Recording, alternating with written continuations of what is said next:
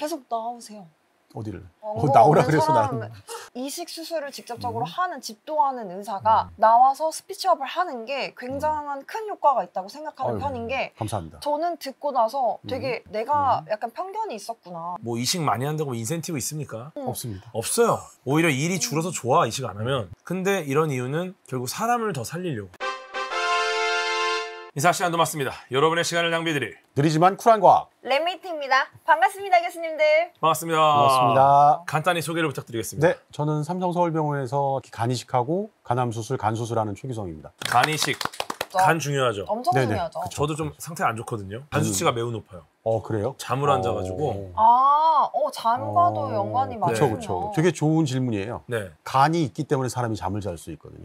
간이 기능을 못하거나 간이 없는 동물들은 잠을 안 자죠. 벼룩에 간을 내어 먹지 이런 말 있죠. 벼룩은 간이 없거든요. 잠을 못 자고 돌아다니다가 그냥 죽는 거예요. 하루살이 이런 아이들도 그냥 그날 살다 죽는 거죠. 간이 있었다면 꽤 살았겠네요. 예, 하루살이 아니죠. 한 달살이 할 수 있죠. 오늘은 어떤 주제를 들려주시러 오셨습니까? 네, 오늘의 주제는 장기 이식에 대한 내용입니다. 네, 장기 이식 그럼 언제부터 시작됐습니까? 장기 이식이 사실 뭐 문헌에 나와 있는 거는 과거 이집트부터 있었다. 그렇게 나와 있고 시도된 건 사실 거의 20세기에 들어와서 시도가 된 거죠. 왜냐하면 그전에는 그런 걸 의학적으로 시도할 만한 기술도 없었고 다른 대체해 줄 만한 여러 가지 보조제들이 없었죠. 이게 과학의 발전에 의해서 첫 신장 이식의 사례 대부분 다 20세기 초반에 시작을 합니다. 장기 이식 중에 제일 먼저 시작된 게 신장 이식인데요. 신장 이식이 20세기 초반에 러시아에서 소비에트 유니언에서 시작이 된 거예요. 그러면은 과거에 이집트 신화나 그런 벽화에 나왔던 장기 이식은 적출이네요, 그냥. 그죠. 갖다 붙이긴 했으나 기능을 하지 못하죠. 이제 그런 그림들이 많이 있는데 또 어떤 게 있냐면 옛날에 보면 내가 다리가 절단이 됐는데 흑인 노예 다리를 갖다가 붙이는 그런 그림도 있습니다. 실제로 붙지는 않죠. 시도하는 그림들이 있습니다. 또 이집트의 이모텝, 코 재건법에 대한 기록이 있다고 들었습니다. 네네. 사실 이게 뭐 실제 실현 가능한 것인지에 대한 건 사실 좀 애매모호한 부분도 있죠. 기록에는 남아있는 부분들이고 역사적으로 평가할 수 있을 것 같습니다. 시도를 했었다. 네. 18세기에는 또 치아 이식을 합니다. 이것도 그쵸. 장기 이식인가요? 그렇죠. 사람 몸에 있는 모든 조직이나 이런 건 다 장기라고 말할 수도 있는데 사실 엄밀히 말하면 뼈는 피가 돌아가는 조직이 아니기 때문에 정확히 말하면 이식은 아니죠. 그건. 내 몸에 다른 사람의 이물질이 정착하게 만드는 것. 동물이든 아니면 다른 물질이든 간에 그런 시도들이 이제 꾸준히 시도가 된 거죠. 사람들이. 치아 이식이 장기 이식이면은 모발 이식도 장기 이식 아닙니까? 모발 이식은 사실은 자가 이식이죠. 모의 재분배잖아요. 없는 모를 가지고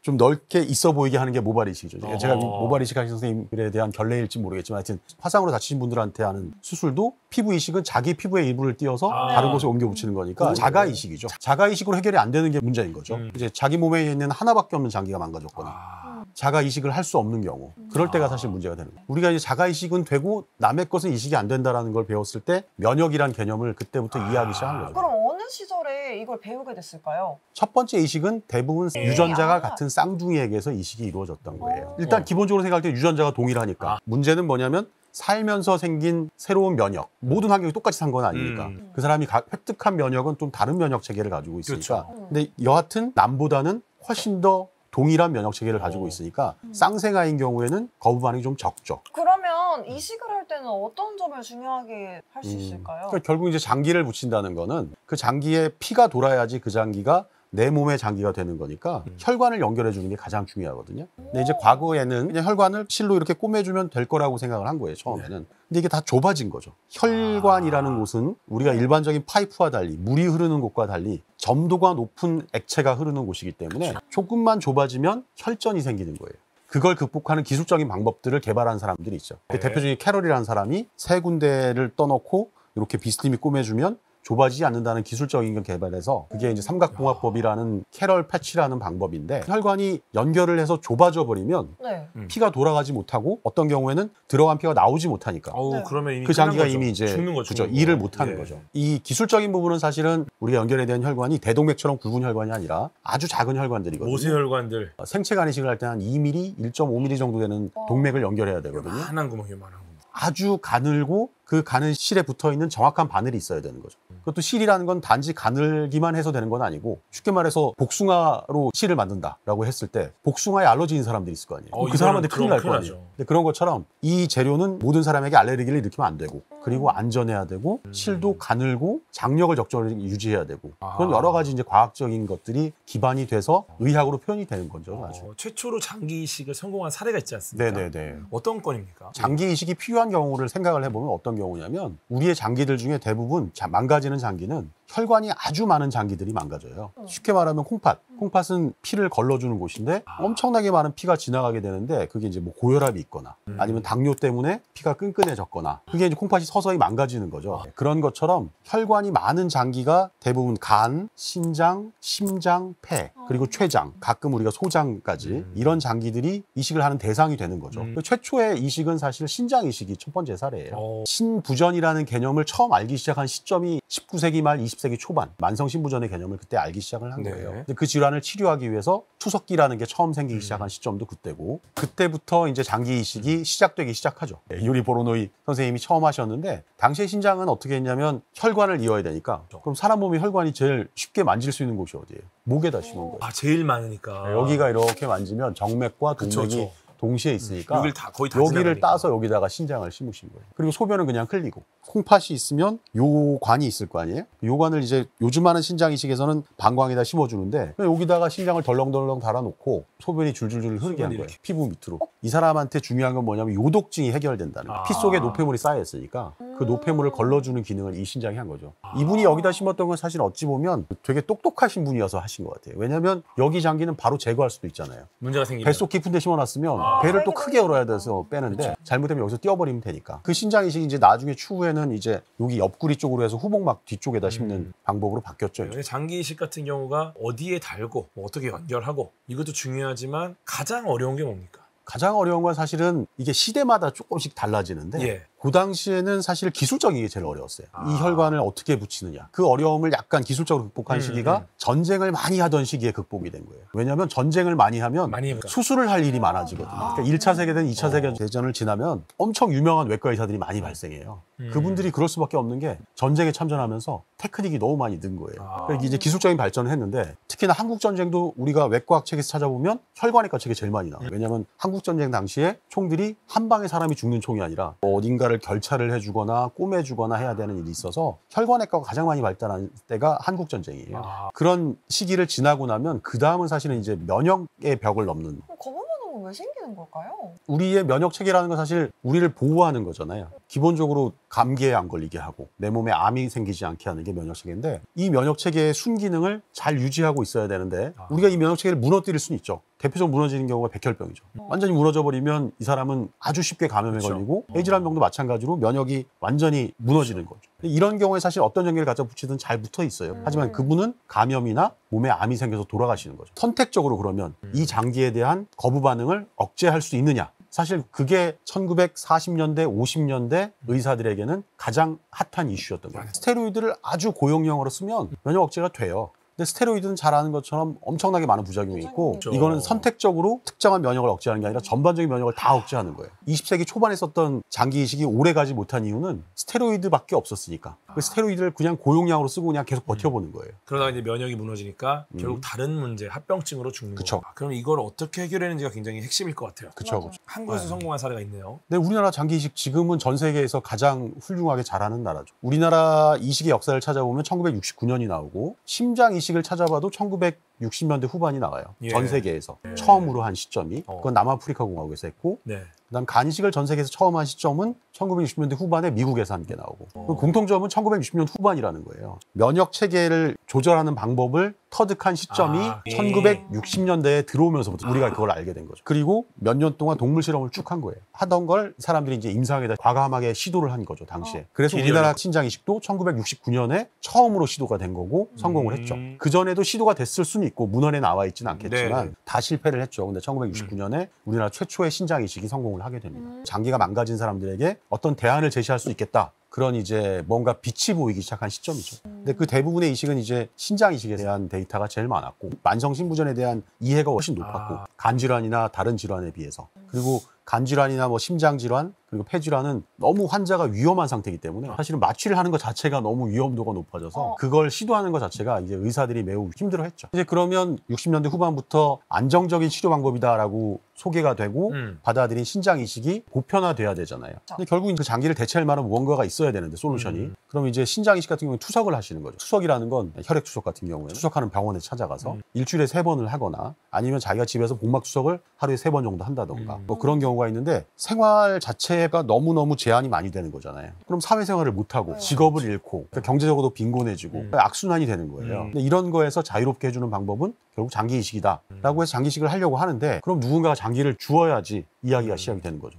신장이 또 2개 있지 않습니까? 네네. 리스크를 줄이기 위해서 2개의 신장이 이제 교대로 좀 일을 하는 걸로 제가 알고 있는데. 네. 근데 이 신장은 2개가 있어서 2개 중에 하나를 드리면 되죠. 생체 기증의 가장 큰 문제는 뭐냐면 건강하신 분 몸에 우리가 칼을 대야 되는 거예요. 근데 그게 이제 그분이 기증을 했다고 해서 100% 안전하느냐. 수술 중에 무슨 일이 생길 수도 있고 장기적으로 또 이분에게 무슨 일이 생길지 모르고 결국 그거보다는 뇌사자 돌아가시는 분이 장기를 기증해 줬을 때 그분의 장기를 쓰면 훨씬 더 많은 분들이 혜택을 볼 수 있지 않을까라는 개념이 이제 뇌사자 기증에 대한 방법이죠. 그래도 지금 장기를 기증하시는 분들 숫자는 수요보다는 적겠네요. 우리나라 간이식으로 치면 뇌사로 이루어지는 간이식이 1이라고 하면 생체 간이식이 한 4에서 5 정도 돼요. 그만큼 장기를 기다리시는 분에 비해서 기증하시는 분의 숫자가 적은 거죠. 우리나라에서는 장기를 개인이 장기를 받고 싶다고 해서 그냥 받을 수 있는 게 아니에요. 반드시 국가의 통제를 받고 국가의 허락을 받아야지만 장기를 받을 수 있거든요. 그렇죠. 네. 그래서 국가에서 모든 뇌사자를 다 관리를 합니다. 거기에서 순위에 해당되시는 분한테 장기를 드립니다. 신장 같은 경우에는 면역학적으로 잘 맞는 거 그리고 이제 오래 기다리신 분 시스템으로 해서 점수를 매기는 방법이 있습니다. 그러니까 어떤 기증자가 생겼을 때 순위를 매기고 그분들 중에 받을 수 있는 분한테 장기를 배분하게 되고요. 간이식 같은 경우는 이제 워낙 생명이 위중하신 분들이 많기 때문에 위중한 순서로 배정을 하게 되고요. 장기 기증을 기다리시는 분이 1년에 5만 명 정도가 되는데 이 숫자가 거의 유지가 되고 있어요. 유지가 되는 이유는 뭐냐면 장기가 기증하는 분이 적으면 늘 것 같은데 장기를 기다리다가 환자분이 돌아가시니까 이 숫자가 늘 수가 없는 거예요. 장기를 기증하는 분이 좀 드라마틱하게 늘어나야지만이 입주 숫자가 줄겠네요. 대표적인 사례가 우리나라는 2009년에 있었죠. 김수환 추기경이 선종하시면서 각막을 기증한 일이 있었거든요. 네. 그 당시에 기증 문화가 갑자기 폭발적으로 증가했죠. 국민들이 기증을 하겠다고 서약을 하신 사례가 한 10배 이상 증가했고 짧은 시간에. 실제 기증도 많이 이루어졌고 또 당시에 한국장기기증원이라는 국가에서 하는 장기기증 사업이 그때부터 출범을 하기 시작한 시점이기도 하고요. 여러 가지 뭐 국가적, 사회적 노력, 사회적으로 크게 의미 있는 분께서 기증하신 그런 바람 때문에 당시에 기증이 많이 증가했던 사례가 있습니다. 장기 기증을 생각하면은 오가노이드에 대해서 네. 생각을 제일 많이 그렇죠. 하거든요. 이게 사실 이제 꿈이죠. 뇌사 기증이나 생체 기증에서는 시간을 우리가 항상 정해놓고 해야 된다는 문제가 있죠. 이분이 필요한 시점에 다 할 수가 없다는 거죠. 예. 그러면 돼지나 타 종의 장기를 이식하는 건 어떨까? 그게 이제 이종 장기 이식이라는 겁니다. 불행히도 이종 장기 이식이 최근에 뭐 성공했다는 사례가 있긴 하지만 이종 장기를 시도한 거는 100년이 넘었어요. 하지만 여전히 실패하고 있죠. 왜냐하면 사람과 사람 사이의 면역의 벽보다 사람과 동물 사이의 면역벽이 훨씬 더 높죠. 사람하고 사이즈가 제일 잘 맞는 게 돼지여서 맞아요. 가장 많은 시도들이 사실 돼지의 장기를 하죠. 최근에 미국에서 심장 이식이 성공했다는 사례도 있고 일반화되기에는 아직 벽이 많죠. 근데 그게 이제 조금 더 나간 게 이제 오가노이드 인공장기라는 건데 인공장기가 꿈이죠. 우리가 만들고 싶고 몇 년 전부터 나왔던 줄기세포 관련된 연구들 뭐 이런 연구들이 다 모여서 지금 엄청나게 많은 시도들을 하고 계시죠. 사람의 장기는 아주 미세혈관 하나하나까지 피가 다 돌아갈 수 있는 걸 우리가 네트워크를 만들어져 있잖아요. 네. 그 네트워크를 만드는 게 쉽지가 않은 거예요. 그리고 거부 반응은 덩치가 클수록 잘 생기는 게 아니라 작을수록 잘 생겨요. 오가노이드를 가지고 이만한 걸 만들기가 쉽지가 않은 거예요. 작을수록 만만하니까 면역은 쉽게 공격을 하거든요. 크면 공격을 잘 안 해요. 사람의 장기 중에 거부 반응이 덜 생기는 장기가 간이거든요. 콩팥에 비해서 간의 장기가 거부 반응이 덜 생기는 이유가 커서. 뭐 여러 가지 이유도 있겠지만 그 중에 하나가 덩어리가 크기 때문이라는 설도 있는 거예요. 근데 이게 오가노이드를 크게 키우는 게 어려운 게 결국 우리 몸 안에서 자라면 혈관이나 뭐 이런 것들이 막 만들어지면서 커지니까 좋은데 밖에서 만드는 건 이게 영양을 한계가 공급하는 건 있습니다. 어렵고 네. 혈관을 구성하는 게 어려우니까 굉장히 어려운 일을 알고 있는데 조금씩 뭐 나가고 있으니까. 그럼요. 과학의 발전이라는 건 사실 뭐 우리가 생각하는 건 항상 상상 이상이 이루어지고 있고 그렇습니다. 언젠가 다가올 때는 갑자기 확 다가오겠죠. 국내에서도 첫 뇌사자 장기 이식이 진행된 걸로 알고 있는데 1970년대죠. 신장 이식 뭐 이런 게 60년대 후반에 시작이 되었고 1979년에 뇌사자 장기 이식이 시작이 됐습니다. 당시만 해도 뇌사에 관한 법률이 없던 시절이었어요. 당시에 이식을 하신 선생님들은 숭고한 마음에서 하셨지만 날카로운 검사가 만약에 들여다봤으면 그분들은 하면 안 되는 짓을 하신 거죠. 뇌사가 무엇이냐가 사실은 되게 중요한 거죠. 그렇죠. 이게 정말 죽었는지 살았는지에 그쵸, 대한 그쵸. 정의가 명확해야 되니까. 그렇죠. 뇌사를 판정하는 것은 우리나라 법에는 이제 장기기증에 관한 법에서만 뇌사라는 개념이 나오는데요. 매우 복잡한 절차를 거치게 돼 있습니다. 뇌사라는 개념은 쉽게 말하면 뇌가 죽었다는 개념이잖아요. 뇌라는 거는 어떤 특정 한 부위만 다칠 수도 있습니다. 뇌의 전두엽만 다치게 되면 치매 같은 증상이 생기죠. 만약에 손의 쪽을 다치면 운동 기능을 상실하게 되는 거고, 이제 뇌사라는 거는 뇌의 전반적인 기능이 다 없어져 버린 거죠. 그러니까 뇌의 기능 중에 제일 기본적인 기능은 우리의 심장을 뛰게 하고 호흡을 하게 하고 예. 이런 명령을 내리는 곳이거든요. 네. 그게 이제 뇌의 피질 쪽이 아니라 안쪽에 제일 중앙에 숨어 있죠. 그 숨골이라는 곳이. 거기가 망가지는 거죠. 거기가 망가지기가 쉽지가 않아요. 다 망가져야 거기가 망가지는 겁니다. 식물인간, 뇌사 차이를 이야기할 때 움직이지 못하게 된 경우를 식물인간이라고 하죠. 그분이 뇌사는 아니죠. 왜냐하면 숨 쉬는 기능이나 이런 기능들은 다 살아있고, 뇌사라는 건 말 그대로 뇌 전체가 다 기능을 하지 못하는 경우니까. 그래서 이제 뇌사를 우리가 의학적으로 판단을 하는 절차는 매우 까다롭게 돼 있어서 첫 번째 평가가 이제 일반적인 걸 이야기하면 숨을 쉬느냐 안 쉬느냐, 자발적으로. 그러니까 우리가 이제 물속에 들어가서 쉽게 말하는 잠수를 버티지 못할 만큼 하게 되면 헐떡거리다가 바닷물을 먹게 되잖아요. 그런 테스트를 시키는 거예요. 뇌사라고 하면 산소를 그냥 주고 기계가 숨을 짜주지 않고 그냥 가만히 두는 겁니다. 그럼 이제 사람 몸에 이산화탄소 레벨이 올라가죠. 그러면 보통의 뇌가 살아있으면 숨을 쉬는 드라이브를 걸어줍니다. 근데 이제 그 드라이브가 없어지는 거죠. 숨골이 없어지면. 그런 걸 이제 무호흡 테스트라고 하는데 그 테스트를 이제 2번 이상 해야 되고 일정 시간을 두고, 그거보다 더 나아가서 이 뇌에서 나오는 전자신호, 뇌파라는 신호가 없다라는 걸 확인해야 되죠. 뇌사인 환자분한테는 뇌파 검사를 하는데 일반적인 뇌파 검사가 아니라 이 뇌파를 수배 증폭을 해서 보는 거예요. 증폭을 해서도 전혀 뇌파가 없다라는 걸 확인을 했을 때 뇌사라고 판정하는 과정으로 들어가게 됩니다. 해당 전문의가 판단을 해서 이 뇌가 살아있다라고 하면 당연히 뇌사의 절차를 진행하지 못하죠. 아직까지 장기 기증이 뇌사자 중심으로 진행이 되고 있잖아요. 그 이유가 있습니까? 제일 대표적인 나라가 스페인인데요. 스페인 같은 경우에는 장기 기증률이 상당히 높아요. 전 세계에서 가장 높은 나라 중에 하나예요. 그래요? 100만 명당으로 보면 한 인구의 40명 정도가 기증을 하고, 미국이 좀 낮았다가 지난 몇 년간 엄청나게 많은 노력을 해서 미국도 한 40명 근처에 지금 가 있어요. 엄청나네요. 우리나라가 아시아권에서는 사실 독보적으로 높은 나라예요. 우리나라는 100만 명당 한 10명 정도 되는데, 제가 2006년에 시작을 했는데 그 당시엔 우리나라 전체에 뇌사자가 1년에 한 50건 정도 있었어요. 50건이 제가 일하는 병원에 배정될 확률은 그렇게 많지는 않을 거 아니에요. 그러네요. 2009년에 추기경께서 각막을 기증하신 그 사례를 기반으로 해서 그 무렵에 엄청나게 붐이 일었을 때 제가 느끼는 거는, 피곤하다는 표현은 좀 그렇지만 제가 이제 집에 못 가고 일이 많아졌다. 밤에 이식을 했던 사례는 그 당시 2009년에 폭증을 했었죠. 우리가 당시에 이제 이렇게 적다가 계속 꾸준히 올라간 거예요. 그 뇌사자의 예우에 관한 거는 이제 여러 가지 사람들이 만들어낸 이야기도 있긴 하지만 지금 국가에서 엄청나게 신경을 쓰고 많은 예우들을 해드리는 그런 부분이에요. 그 예우를 하는 뭐 헌정판도 있고 여러 가지로 나라에서 그리고 뭐 기관에서 최선을 다해서 그런 분들의 예우를 해드리려고 하고, 사소한 것까지 사실은 엄청나게 많이 챙겨드려요. 근데 이건 뭐 얼마 전에 제가 이식했던 사례는 일단 기증하시는 분은 교통사고로 돌아가셔서 기증을 하시게 된 사례였는데, 타 병원에서 기증을 하시는데 가끔 미국 공항에서 미국 군인이 내릴 때 방송을 하잖아요. 우리 그쵸, 군인들이 어디에서 오고 있습니다 하면 모두 다 막 박수 쳐주고 하는 것처럼 네. 장기를 적출하러 간 병원에서 방송을 하는 거예요. 어떤 분이 기증을 하십니다. 모두 다 뭐 숭고한 마음을 받들자고 이렇게 전체 병원에 원내 방송을 다 해주는 거예요. 이런 문화가 사실 우리가 상당히 많이 발전해 가고 있죠. 뇌사에 관한 법률이 사실은 우리나라 법에 사실 좀 문제가 있는 건 그게 장기 기증에 관한 법에만 규정이 돼 있고 일반적인 사망의 규정에는 들어가 있지 않아요. 그 부분이 이제 확대됐으면 좋겠다라는 게 바람이죠. 의학적으로 뇌사와 심장사 두 가지가 있습니다. 다른 나라는 이제 어떤 경우까지 가냐면 그 뇌사자만으로도 장기 이식을 기다리시는 분들한테 충족시키지 못하기 때문에 심장사로 돌아가시는 분의 장기를 적출해서 쓰는 경우가 있습니다. 심장사인데 급사를 하시거나 이러면 심폐소생술을 하면서 심장이 돌아오지 않는 걸 알게 되면 그때 장기를 적출하는 거죠. 그 장기로 사회에 환원을 하는 거죠. 그런 과정까지 가려면 사회가 모두 다 공감할 수 있을 만큼 충분한 공감대가 형성되는 시간과 노력이 필요한 거예요. 의사를 판단하는 거는 매우 어렵기 때문에 전문가가 있는 병원에서밖에 못합니다. 장기기증원에서 장기를 기증하겠다는 연락이 오신 경우에 기증을 하겠다는 기증자가 계신 병원에 그걸 판정할 만한 장비나 의사가 없다면 다른 큰 기관으로 이송을 해서 판정 절차를 진행을 하게 됩니다. 이런 장기를 기증하는데 방식에 과정들이 있지 않겠습니까? 그런 건 거는 어디서 해요? 장기기증원 홈페이지에 들어가면 당연히 있고 보건소에서도 하고 하는 곳은 많아요. 우리나라의 제도상은 본인이 하고 싶다고 해도 가족이 동의를 해주셔야지. 우리나라의 모든 법이 그렇지만 본인이 판단을 할 수 없을 때는 법적 보호자가 그 다음 판단을 하게 돼 있죠. 다른 나라 같은 경우에는 어떻게 돼 있냐면 특히 스페인 같은 경우는 내가 장기를 기증한다는 걸 서약하는 게 아니라 나는 장기를 기증하지 않겠다는 걸 표현하게 돼 있어요. 그걸 하지 않으면 내가 죽게 되면 나는 무조건 장기를 기증하게 돼 있는 거예요. 기본값이 다른 거죠.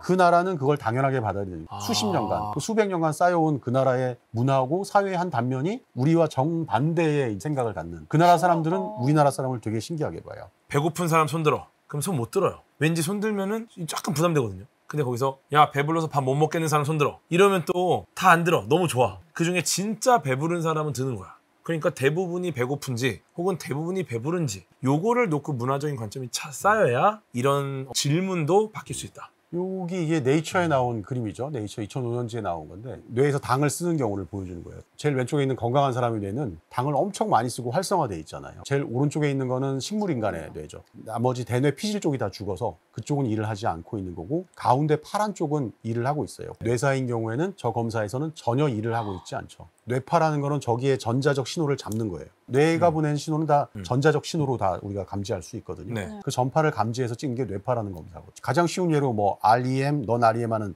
수면 있잖아요. 그 반응이 이제 뇌파에서 그대로 나타나거든요. 이제 식물인간일 때는 그거보다 낮은 단계만 나타나고 그 다음에 뇌사인 경우에는 어떠한 신호도 나타나지 않죠. 뇌사라는 것은 의학적으로 판단하고 특히 장기기증을 위해서 판단할 때는 이분이 100% 뇌사라는 걸 확보하기 위해서 저걸 몇 배 이상 증폭한 상태로 뇌파를 찍어서 플랫하다는 걸 보여주는 거죠. 그러면은 약간 당을 이용할 수 있는 무언가 다른 체제가 돌아가지 않아서 그런 경우도 있을 수 있죠. 그래서 네. 그 당뇨 환자가 만약에 저혈당이 쫙 빠져서 그렇죠. 저게 더 낮게 나올 수 있겠죠. 한 번 하는 게 아니에요. 아까 말씀드렸다시피 무호흡 검사라는 걸 하는 거죠. 뇌가 정말로 반응을 하지 않느냐. 네. 뇌에게 어떤 극악의 조건을 주는 거예요. 무호흡 검사라는 건 5분 동안 환자한테 산소만 주고 숨을 쉬는 드라이브를 기가 걸어주지 않는 거예요. 5분 동안 얘는 숨을 절대 안 쉰단 말이에요. 그럼 이 뇌는 죽은 뇌인 거예요. 그럼 지금 현재 우리나라 국민들의 이런 뇌사, 장기 기증에 대한 인식은 어떤 상황입니까? 이거를 절대적으로 평가하는 건 사실은 없고 근데 점진적으로 나아지고 있죠. 하지만 사회에서 수요를 충족하기에는 턱없이 부족하다. 사실은 그게 드릴 수 있는 이 현재의 답이죠. 강요할 수 있는 부분은 아니고 반드시 개선되어야 되는 부분이라고는 저는 개인적으로 생각합니다. 일반적인 수술과 장기 수술의 차이가 있습니까? 어떤 사람 몸에서 장기를 잠깐 띄어서 다른 사람 몸에 가야 되는 시간이 있잖아요. 세포라는 거는 핵이 있고 그다음 세포막으로 구성되어 있잖아요. 살아있을 때는 세포막이 잘 튼튼하게 버티는데 죽어버리면 세포막은 터져버리게 돼 있어요. 장기이식에서 가장 중요한 거는 장기를 띄어야 되니까 순환이 멈춘 상태로 장기를 보존을 해야 되는 상황이 생기고 적절한 시간 이내에 장기가 타인의 몸에 들어가서 기능하는 시간을 일을 하게 해줘야죠. 근데 그런 적절한 시간이 장기마다 정해져 있는 거죠. 최근에 이제 그런 걸 보존해주는 기계 장치까지 나와서 우리나라에서는 아직 뭐 보험이나 이런 벽들이 있기 때문에 쓰지 못하고 있는데 그런 많은 발전이 있죠. 그런 허혈 시간이라고 하는데 피가 가지 않는 허혈 시간. 이식 후에 장기의 질을 또 결정하는 중요한 요소이기 때문에 의사는 사실 그걸 줄이려고 하는 거죠. 기억나는 수술 사례가 있으십니까? 제일 마음 아픈 거는 어린 아이들이 갑자기 기증을 하는 사건들이 몇 건 있었고 장기기증원 선생님들이 기도문도 읽어주고 하지만 수술실이 원래 숙연하기도 하지만 수술하기 전에 전부 다 눈물이 핑돌 정도의 누구나 다 부모가 된 마음 그런 마음이 생길 수 있죠. 그런 아이의 기증을 결정해준 부모는 정말 대단하신 거고. 그럼 장기 기증 절차는 어떻게 됩니까? 뇌사 기증은 본인의 뇌사 기증의 의지 더하기 그분이 뇌사가 된 상태에서 법적 보호자의 동의하에 장기기증 절차가 진행이 되죠. 우리 장기기증원에 계신 선생님들이 나가서 뇌사 판정 과정과 실제 뇌사인가, 가족분들에게 도와드릴 일이 없는가 이런 것까지 다 확인을 하고 해당 병원에서 뇌사가 판정이 가능하다고 하면 뇌사 절차가 진행이 되는 거고 그 병원이 불가능하다고 하면 가능한 다른 곳으로 이송해서 절차가 진행이 되죠. 보호자의 동의하에 모든 절차는 진행되고 뇌사로 판정이 되게 되면 그 사이에 장기는 대기자에게 각각 배정이 되게 됩니다. 심장이나 간 같은 경우에는 상태가 안 좋으신 분, 그리고 혈액형이 일치하는 분, 그런 형태로 해서 각각의 수혜자가 선정이 되고 이분이 이제 면역학적인 검사가 필요한 장기도 있고 또 뭐 사이즈에 대한 검사를 해야 되는 경우도 있고 거기에 해당하는 적절한 검사를 하고 그리고 환자의 동의하에 그 다음에 이제 이식 절차가 진행이 되는 거죠. 그러면 장기를 기증하신 분이 계신 병원에 의사들이 다 모이는 거예요. 엄숙한 분위기 안에서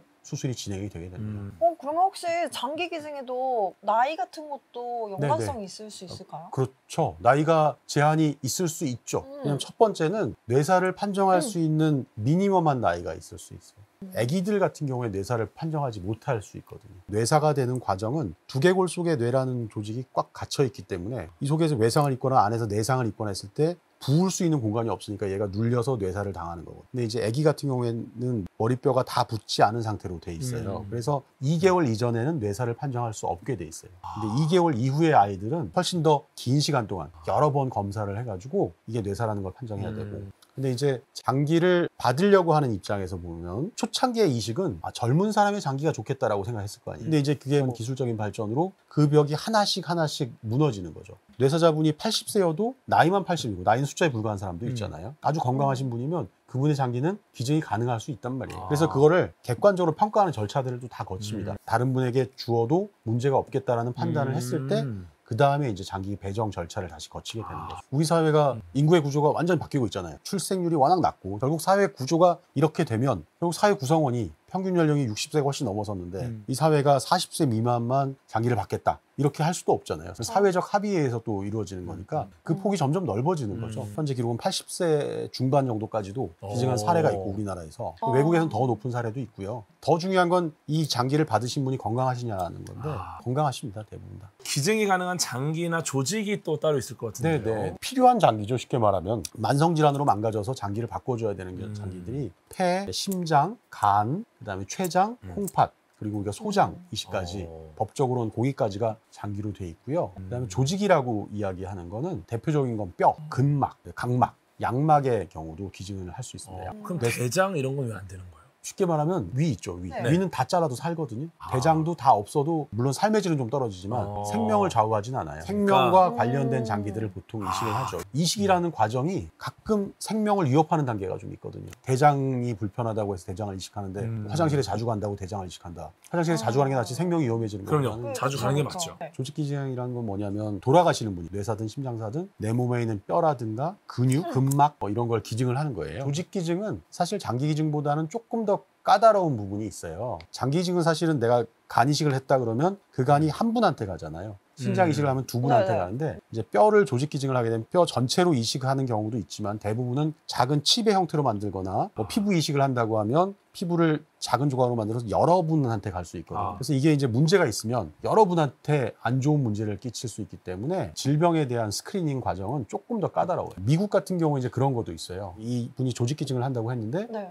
교도소에 있었다. 그러면 기증을 못 하게 됐어요. 에이즈나 이런 게 있을 수도 있고 뭐 알 수 없는 알수 문제가 없는 있을 것이다. 바이러스나 이런 게 있을 수 있어서 그런 조건들을 다 제외하고 하는 거예요. 그 나라마다 기준이 좀 다른데 조직 기증은 조금 더 까다로운 기준으로 한다는 거죠. 장기 기증은 쉽게 말하면 바로 뛰어서 바로 드리는 아주 짧은 시간에 우리가 기증을 하게 되잖아요. 그리고 특정인에게 바로 기증을 할 수 있고 현재 우리나라 법에서는 뇌사 시에만 이루어질 수 있고 그걸 대체하는 방법 중에 뭐 생체 부분 기증이 있긴 하지만요. 그거 이외에 이제 조직 기증이라는 거는 심장사, 뇌사 포함해서 모두에게 다 이루어질 수 있고 해당 장기는 아까 말씀드린 뼈라든가 뭐 근막, 뭐 각막, 피부 등등 여러 가지가 법적으로 다 할 수 있는 걸로 돼 있습니다. 우리나라는 기관마다 조직은행이라는 게 있기도 하고 나라에서 운영하는 조직은행도 있지만 실제 조직이 매우 부족해요. 그래서 네. 해외에서 수입해서 많이 씁니다. 그럼 장기를 기증한다는 선택을 했을 때 유가족분들에게는 어떤 지원이 있습니까? 뭐 장례 지원 이런 거는 우리나라에서 다 해주고 있고 추후에 이제 이분들의 공허함이나 이런 걸 좀 도와드리기 위해서 기증하신 분들끼리 하는 동호 모임 같은 경우도 있고 나라에서 여러 가지 다른 지원들을 많이 해드립니다. 돌아가신 분에 대한 애도 그리고 장례 절차도 저희들이 다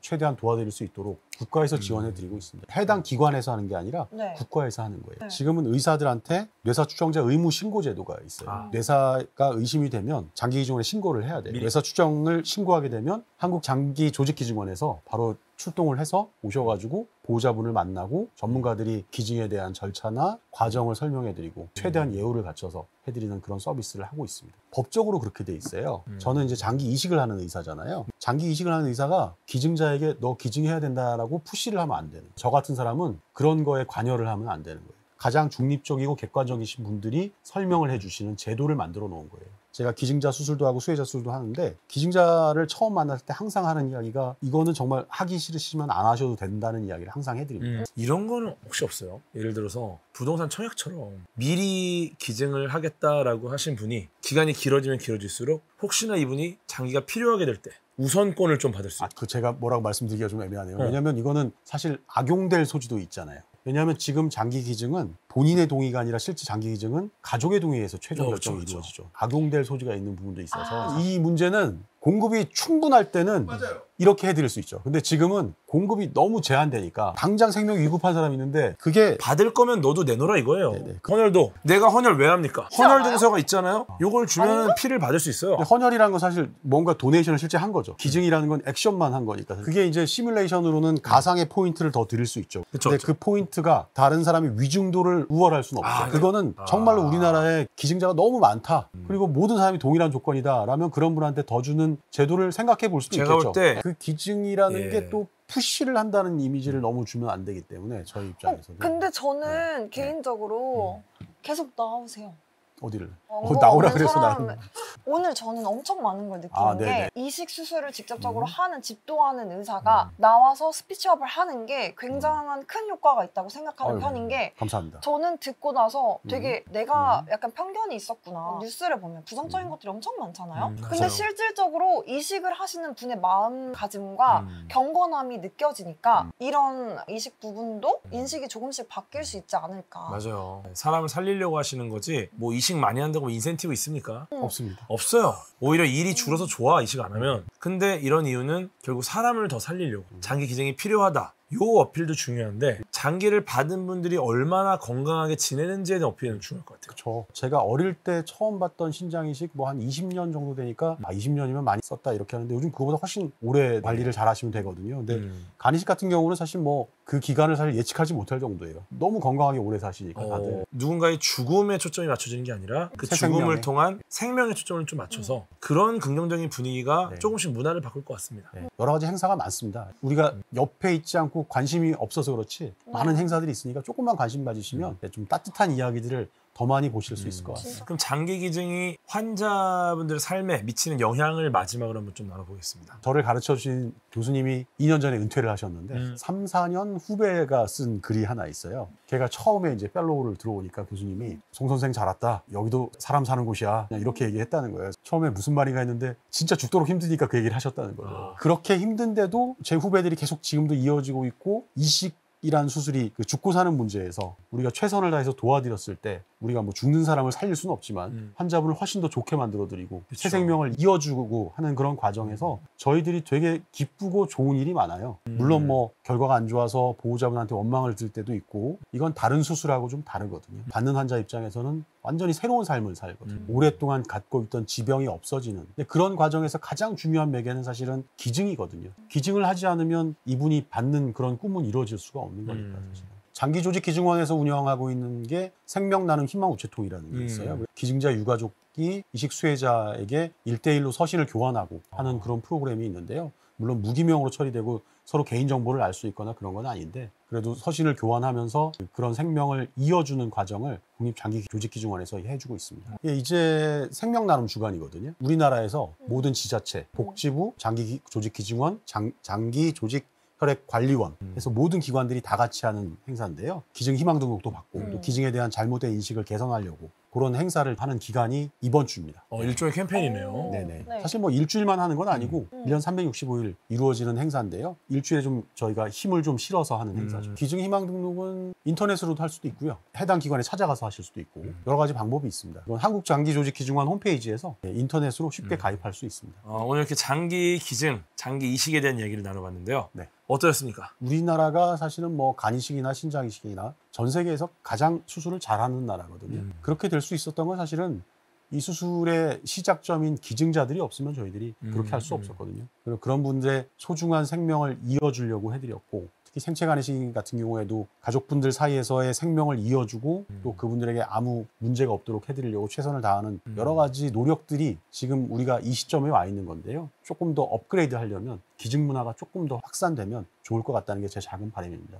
그런 기회가 안 될 과학이 되었으면 좋겠습니다. 죽음조차도 삶을 위한 방법으로 활용할 수 있다라는 인간의 생존을 위한 아름다운 희생과 좀 그런 생명에 대한 정신을 좀 느낄 수 있습니다.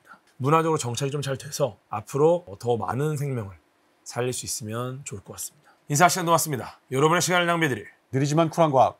랩미팅이었습니다. 감사합니다, 교수님들. 감사합니다.